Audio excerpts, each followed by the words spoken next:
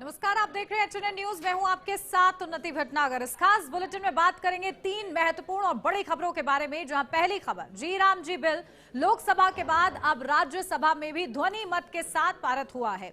हालांकि विपक्षी सांसदों ने बहस के दौरान जमकर हंगामा भी किया है। बिल के पास होने से पहले सांसद राज्यसभा से वॉकआउट कर गए थे। दूसरी खबर पर हमारी नजर रहेगी इस खास बुलेटिन में, जो कि दिल्ली से जुड़ी हुई है, जहां दम घोटू हवा ने लोगों का जीना मुश्किल कर दिया है। दिल्ली में प्रदूषण ने लोगों की हालत खराब कर दी है। दिल्ली एनसीआर में धुंध की मोटी परत छाई हुई है। सुबह सुबह तो विजिबिलिटी इतनी कम हो गई थी कि 100 मीटर दूर तक देख पाना मुश्किल हो गया था। इस खबर पर भी आगे क्या कुछ प्रशासन की ओर से कार्य किए जा रहे हैं, उसके बारे में आगे आपको बताएंगे। तीसरी खबर पर हमारी नजर रहेगी, जहां बांग्लादेश की स्थिति पर, क्योंकि सुबह सुबह जिस तरीके से खबरें सामने आई बांग्लादेश की, वो बेहद ही चिंताजनक है। जहां एक बार फिर भयंकर देखने को मिली है। देश के अलग अलग हिस्सों से आगजनी, लूटपाट और मारपीट की घटनाएं सामने आ रही हैं। हालात इतने बिगड़ चुके हैं कि भारतीय प्रतिष्ठानों को भी निशाना बनाया जा रहा है। चटगांव में भारतीय उच्चायोग पर पत्थरबाजी की घटना सामने आई है। अब ऐसे में बांग्लादेश में भड़की इस हिंसा की वजह उस्मान हादी की हत्या है, जिसे ग्रेटर बांग्लादेश का नक्शा तैयार करने वाला शख्स बताया जाता है। इसके बारे में भी आगे विस्तार से आपको बताएंगे।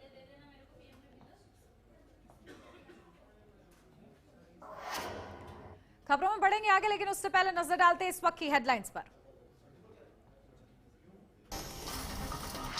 दिल्ली एनसीआर में कोहरे का कहर। दिल्ली एयरपोर्ट पर आज 150 से ज्यादा उड़ानें रद्द। एयरलाइंस ने यात्रियों के लिए जारी की एडवाइजरी।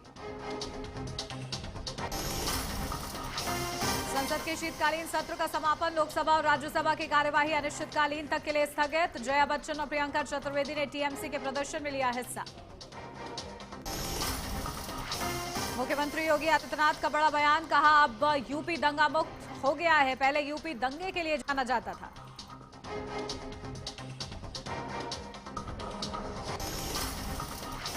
दिल्ली एनसीआर में कड़ाके की शीतलहर जारी। घने कोहरे को लेकर आईएमडी ने जारी किया येलो अलर्ट।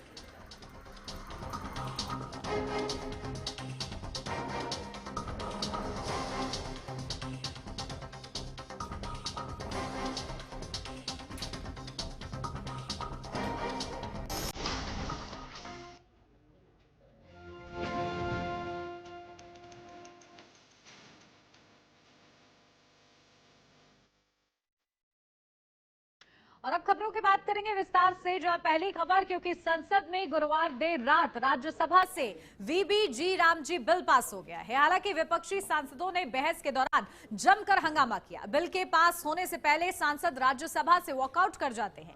विपक्ष की मांग थी कि बिल को सिलेक्ट कमेटी के पास भेजा जाए। हालांकि सदन में विपक्ष की गैर मौजूदगी के बीच बिल ध्वनि मत से पास कर दिया गया है। बिल के विरोध में टीएमसी सांसद मकर द्वार पर रात भर धरने पर बैठे रहे। इनका कहना है कि ये बिल महात्मा गांधी का अपमान है और किसानों गरीबों के खिलाफ है।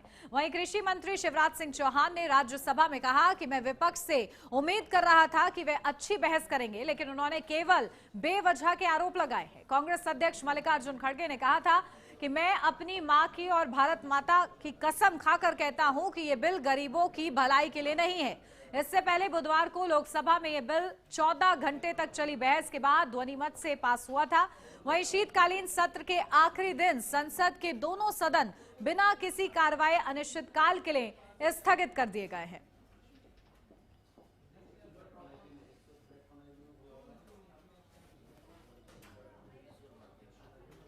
आप उनकी आवाज नहीं सुनेंगे, सिर्फ अपना ही बोलते जाएंगे। इस तरह से कैसे चलेगा? ये सब जो है, इसका रिजल्ट जल्दी आने वाला है। Waste of waste. देखिए, आपने घटा दिया, टाइमिंग आपने कम कर दी। ये सब करने की जरूरत ही क्या थी? ये न्यूक्लियर बिल लाने के लिए, मनरेगा को लाने के लिए, वंदे मातरम के ऊपर चर्चा करने के लिए आप किस लिए ये सब लाए हैं? जो असली मुद्दा है, जो इस सेशन में होनी चाहिए थी, वो पोल्यूशन के ऊपर है। Not only environmentally, even mentally जो पोल्यूशन हो रहा है, जो आप पूरा पोल्यूट कर रहे हैं देश की थिंकिंग को, उसके ऊपर चर्चा करनी चाहिए थी। इसके ऊपर ज्यादा कुछ बोलने की जरूरत नहीं है। आप लोग भी देख रहे हैं, हम भी 20 साल से देख रहे हैं। ये पहली बार ऐसा हो रहा है कि कोई ऑपोजिशन के लोगों से बातचीत नहीं होती, जो उनका मन है वो कर रहे हैं।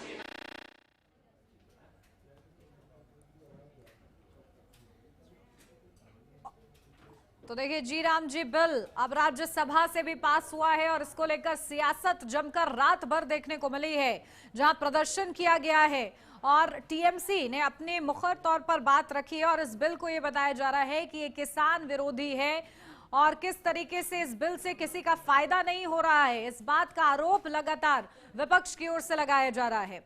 तो देखिए, जमकर सियासत और इस बीच क्योंकि यह भी आरोप है कि महात्मा गांधी का अपमान किया जा रहा है। और चलिए इसी पर ज्यादा अपडेट लेते हैं, हमारी संवाददाता कंचन अरोड़ा हमारे साथ जुड़ गए हैं। कंचन, क्या कुछ जानकारी? देखिए, विपक्ष वॉकआउट करता है लेकिन लोकसभा के बाद राज्यसभा से भी बीबी जी राम जी बिल पास हो जाता है।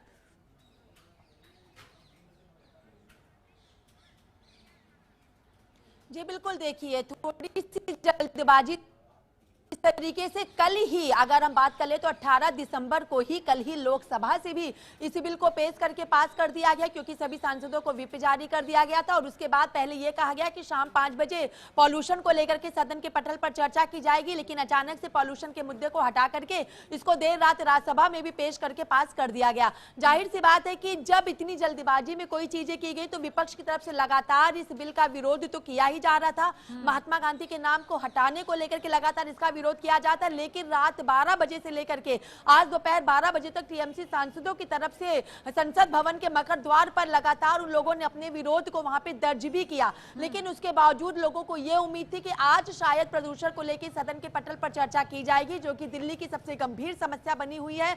लेकिन आज बिना किसी कार्रवाई के ही लोकसभा और राज्यसभा दोनों ही सदनों को अनिश्चित काल के लिए स्थगित कर दिया गया। लेकिन विपक्ष अभी भी लगातार अपनी बातों पर अड़िग है और सीधे तौर पर कह रहा है कि हर जिले में जाएंगे, हर शहर में जाएंगे, हर राज्य में जाएंगे और जिस तरीके से अपनी मनमानी के साथ इस जी राम जी बिल को केंद्र सरकार की तरफ से सदन के पटल पर पास कर दिया गया, हम इसका विरोध करेंगे और जनता को बताएंगे। विपक्ष ये भी कह रहा है कि पहले पेट पे लात मारी और अब पीठ पर लात मारी गई है। यानी पहले 3 काले कानून किसानों को लेकर के आए थे, जिससे किसान अभी तक भुगत रहे हैं, और अब ये जो मजदूरों को लेकर के बिल लेकर के आए, इससे मजदूरों को भी कोई फायदा होने वाला नहीं है। लेकिन बात अगर कर ली जाए तो यहाँ पे लगातार कहा जा रहा महात्मा गांधी का नाम हटाने को लेकर की विवाद, लेकिन सत्ताधारी सरकार कह रही है कि इसके पहले भी मनरेगा के पहले भी नाम था जिसको यूपीए की सरकार ने बदला, तब इनके नाम को लेकर परिवर्तन। लेकिन विपक्ष का हंगामा अभी रुक नहीं रहा है और कितनी दूर तक जाता है ये देखना होगा, इसको लेकर कितनी सियासत होती है।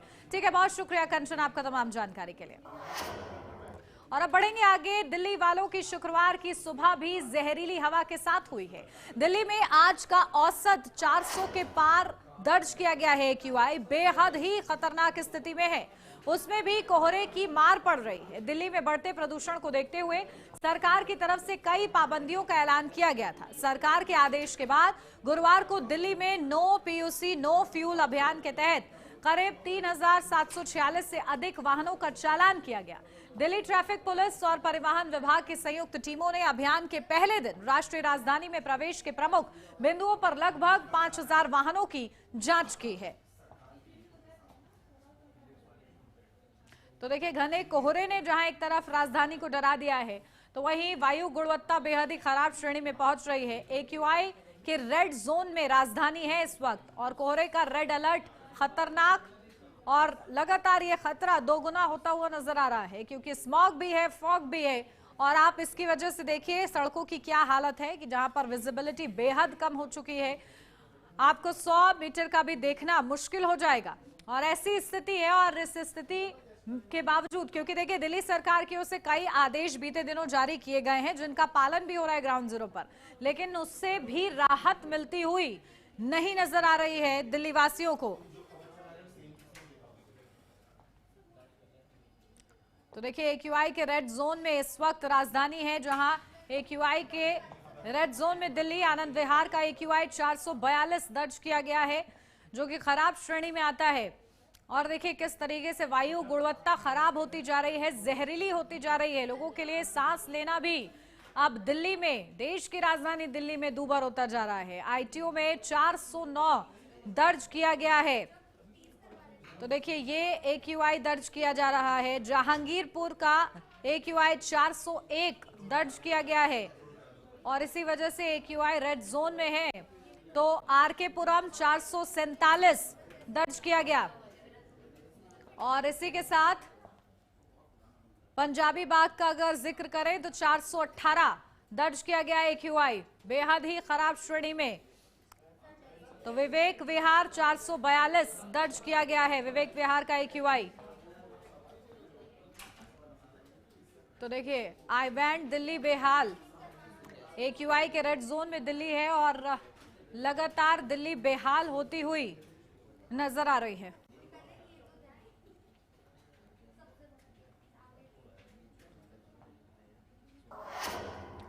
तो चलिए देखिए स्थिति प्रदूषण की बद से बदतर होती हुई नजर आ रही है। खास मेहमान हमारे साथ जुड़ गए हैं, doctor Swati Maheshwari, additional director medicine Fortis hospital से हमारे साथ जुड़ गए हैं।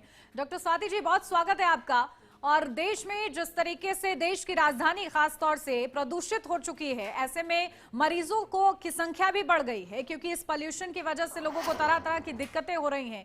क्या आप देख रही हैं अपने आसपास, क्या हालात है?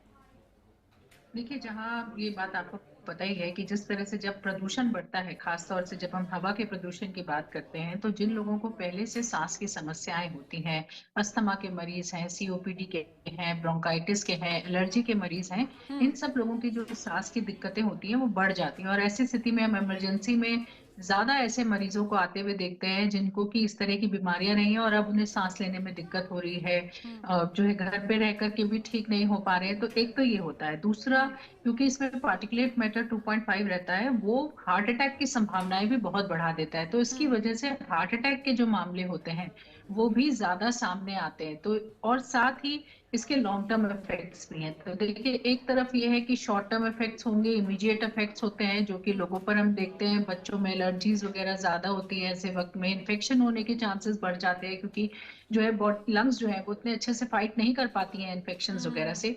वहीं इसके लॉन्ग टर्म इफेक्ट्स भी हैं जो कि हम लोग देखते हैं, सुनते आ रहे हैं इतने सालों से कि उम्र तक कम हो जाती है लोगों की इसकी वजह से। वहीं प्रेग्नेंट फीमेल है तो उसका जो बच्चा होने वाला है उसकी सेहत तक पर इसका बुरा प्रभाव पड़ता है, प्रेगनेंसी के आउटकम्स पर इसका बुरा प्रभाव पड़ सकता है। और वहीं हर व्यक्ति जो इस वक्त अभी प्रदूषण में है, उसकी अगर हम बात करें तो उसके मूड स्विंग्स होना, डिप्रेशन होना, एंजाइटी होना, हल्की खांसी रहना, आंखों में जलन होना, या कुछ लोग ऐसे भी हैं जिनको उल्टियां आ जाती हैं इसकी वजह से। तो ये सब समस्याएं जो है इस वक्त हम बहुत आमूमन तौर पर देख रहे हैं। बिल्कुल, अब परेशानियां तो हम सभी देखिए झेल रहे हैं और इससे जो बचाव है वो भी अब बेअसर होता हुआ नजर आ रहा है क्योंकि मास्क भी ये कह दिया गया है कि अब असर नहीं कर रहा है। ऐसे में जो बच्चे हैं और जो बुजुर्ग हैं उनको क्या सावधानी जिससे थोड़ा हद तक उनको राहत मिल सके?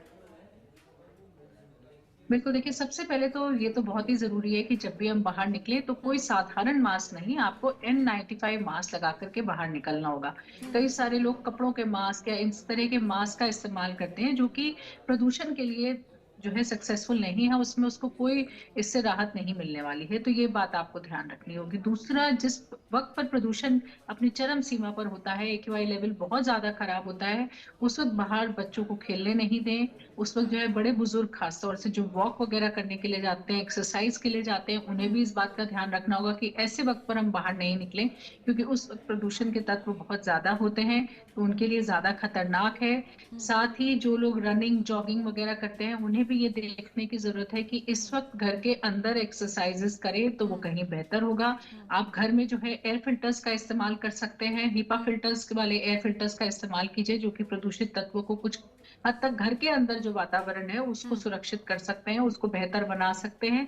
और आप ऐसी चीजों का इस वक्त सेवन करिए जिनमें कि विटामिन सी अच्छी मात्रा में होता है। तो खास तौर से सर्दियों में जो फल सब्जी आते हैं उनमें आमूमन तौर पर ही विटामिन सी अच्छी मात्रा में है, तो इन चीजों का सेवन इस वक्त बढ़ाइए ताकि जो है अच्छा विटामिन सी शरीर के अंदर हो, एंटीऑक्सीडेंट्स हो और आप इस चीज से बेहतर लड़ सकें। और समय समय पर थोड़ा थोड़ा पानी जरूर पीते रहें। और जो हमारी जैसे दादा जो पुराने जो नुस्खे वगैरह होते थे, जैसे शहद है, काली मिर्च है, इन सब चीजों का सेवन इस वक्त पर आप थोड़ा बढ़ा सकते हैं। बिल्कुल, देखिए इस वक्त खुद को जागरूक रखना बहुत जरूरी है और जो चीजें आपने बताई हैं उनको भी कंसिडर करने की जरूरत है। बहुत शुक्रिया आपका हमारे साथ जुड़ने के लिए। यार रुक रहे हैं छोटे से ब्रेक के लिए, जल्द हाजिर होते हैं।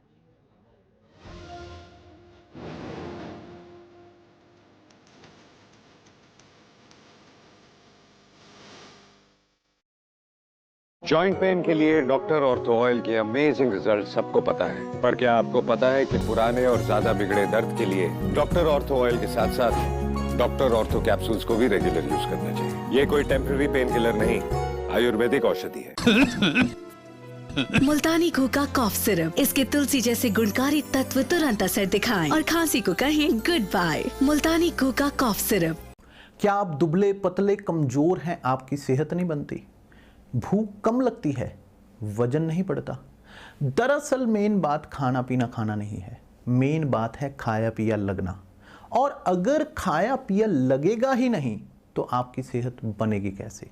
इसलिए हमारी संस्था सन्यासी आयुर्वेदा ने एक ऐसी दवा का निर्माण किया है जो कि आपके लिवर, आपके पाचन तंत्र को दुरुस्त करने का काम करती है, ताकि आप जो भी खाएं उसका पूरे का पूरा निचोड़ आपके शरीर को लगे, आपकी भूख बढ़े, खाया पिया सही से लगे, नया खून बने, हड्डियों में जान आए, वजन बढ़े और आप मोटे तगड़े खूबसूरत पर्सनैलिटी के मालिक बन जाए।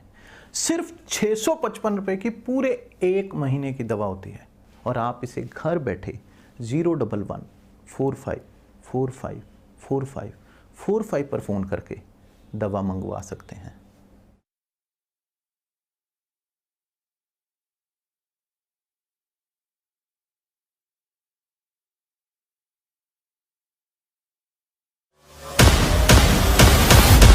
देश का दिल,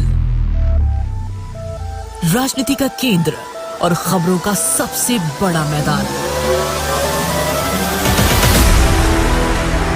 कानून व्यवस्था हो या चुनावी हलचल, सरकारी फैसले हो या शहरों का बदलाव, पूर्वांचल से लेकर पश्चिमी यूपी तक, योगी राज की हर खबर सबसे पहले और बिल्कुल सटीक।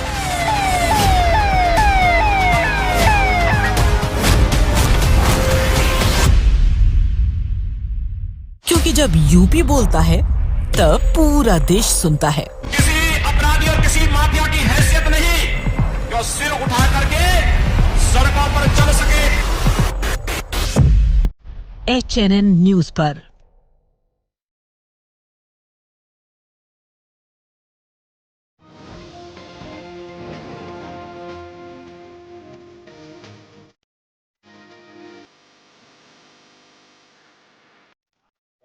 ब्रेक के बाद स्वागत है आपका। बढ़ते हैं आगे, बात करेंगे बांग्लादेश के बारे में, जहां बांग्लादेश में शेख हसीना के विरोधी नेता उस्मान हादी की मौत के बाद हिंसा भड़क गई है। प्रदर्शनकारियों ने गुरुवार देर रात देश के सबसे बड़े अखबार डेली स्टार और प्रथम आलो के ऑफिस में जबरन घुसकर ताबड़तोड़ आगजनी की है, तोड़फोड़ की है। इसके अलावा पूर्व राष्ट्रपति शेख मुजीबुर रहमान के आवास में भी तोड़फोड़ की गई है। तस्वीरें हम आपको दिखा रहे हैं। और शेख हसीना की पार्टी अवामी लीग के ऑफिस को भी जला दिया गया है।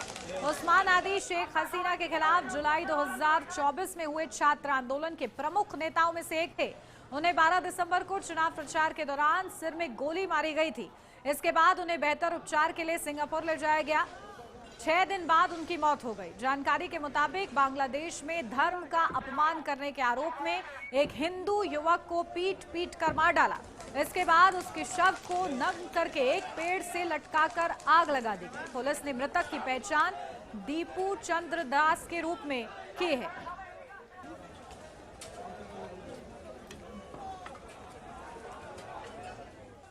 तो देखिए, बांग्लादेश की स्थिति बता रही है कि आखिर वहां किस तरीके से हिंसा हो रही है। इस पर विश्लेषण जानते हैं विदेश मामलों के जानकार ब्रह्मदीप अलूने जी हमारे साथ जुड़ गए हैं। ब्रह्मदीप जी, बहुत स्वागत आपका। और बांग्लादेश में देखिए, हिंसा रुकने का नाम नहीं ले रही है और कई नेता है, बांग्लादेश के ही कई नेता है जो कि ये कहते हुए नजर आ रहे हैं कि आखिर जिहादियों के हाथ में जाता हुआ बांग्लादेश नजर आ रहा है। जी बिल्कुल, देखिए जो कुछ बांग्लादेश में हो रहा है वो भारत का विरोध प्रखर तौर पर वहां पर हो रहा है। बहुत ज्यादा विरोध भारत का। मेरी आवाज आ रही है? जी जी, आपकी आवाज आ रही है। देखिए, जो बांग्लादेश में हो रहा है बहुत दुर्भाग्यपूर्ण हो रहा है और वहां के जो लोग हैं वो बहुत प्रखरता से भारत का विरोध कर रहे हैं। सबसे बड़ी बात है कि जिस विजय दिवस जहां पर हमारे हजारों जवान मारे गए थे, उनकी शहादत के बाद ये बांग्लादेश बना। उस विजय दिवस परेड को मनाने के लिए ही 2-3 बार तो इनकार कर दिया मोहम्मद यूनुस ने। उसके बाद वहां पर विजय दिवस के दिन एक फैलानी खातून के नाम पर ढाका में रोड रखा गया, जो बीएसएफ की गोली से सीमा पर मारी गई थी। तो ये जो नेशनल सिटीजन पार्टी है, ये उन छात्रों की पार्टी है जिन्होंने शेख हसीना को उनके पद से हटाया था। अब ये जो पार्टी के लोग हैं, ये अनुशासनबद्ध तरीके से काम करने वाले लोग नहीं है। ये मूलतः छात्रों का संगठन है जो हिंसक हो गया है और अब इनमें कट्टरपंथी भी मिल गए हैं। तो कट्टरपंथियों के मिलने का नतीजा ये हुआ है कि एक हिंदू युवक को, जिसके बारे में आप बता भी रहे थे, एक हिंदू युवक को जान से मार दिया गया और उसको जला दिया गया।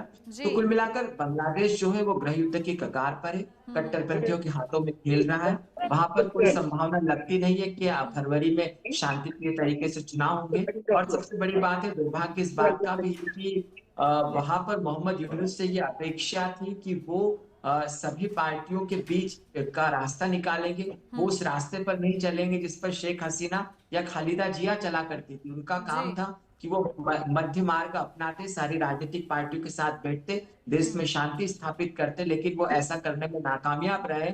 और यही कारण है कि जो बांग्लादेश है वो बुरी तरीके से हिंसा से जल रहा है। बिल्कुल। और देखिए हमारे साथ मजहर अली खान भी जुड़ गए हैं, पत्रकार हैं बांग्लादेश से वो।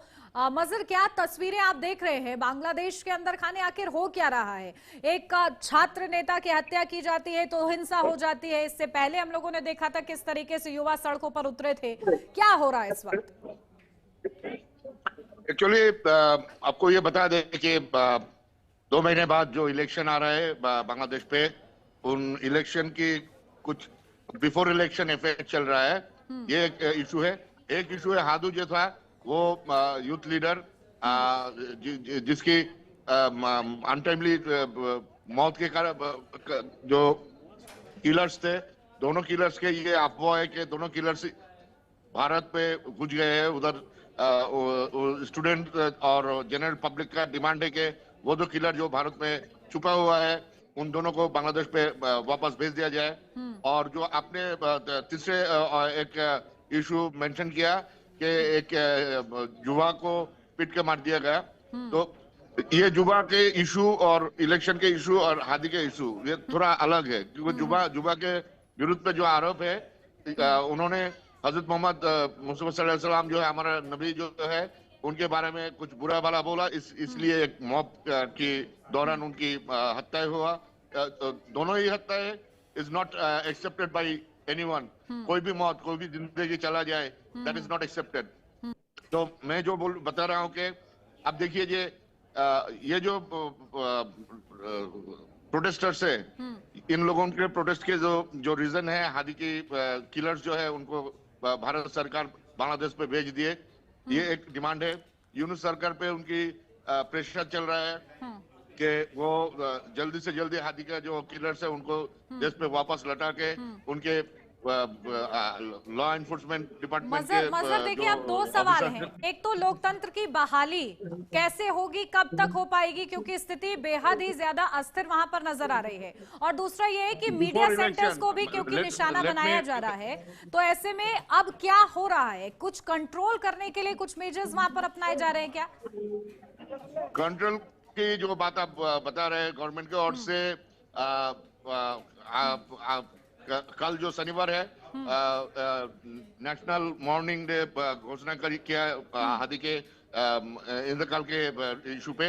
और गवर्नमेंट के जो हमारा चीफ एडवाइजर है, उन्होंने सबको शांति बजाय रखने के लिए अनुरोध किया है, क्योंकि एक इमोशनल इश्यूज है। और आज की जो गवर्नमेंट है, जो इंटरिम गवर्नमेंट है, ये इंटरिम गवर्नमेंट के बैकग्राउंड पे जो पावर था वो था स्टूडेंट्स पावर। तो इस स्टूडेंट्स पावर की आड़ में कुछ लोग अपने ही कुछ फायदे के लिए, इलेक्शन सामने है, इस फायदे के लिए कुछ लोग प्लानिंग करके कुछ कर रहे हैं। और कुल मिलाकर जो तस्वीर नजर आ रही है, ऐसा लग रहा है कि कट्टरपंथियों के हाथ बांग्लादेश लग चुका है और इसीलिए स्थिति कंट्रोल में होती हुई फिलहाल तो नजर नहीं आ रही है। ठीक है, बहुत शुक्रिया मजहर, नजर बना के रखिएगा आप। कट्टरपंथियों के हाथ बांग्लादेश कभी भी नहीं जाएगा। बिल्कुल ठीक है। ब्रह्मदीप अलूने जी, आपका भी बहुत शुक्रिया। और इसी के साथ इस बुलेटिन में बस इतना ही। खबरों का सिलसिला आगे भी जारी रहेगा। बने रहिए HNN न्यूज के साथ।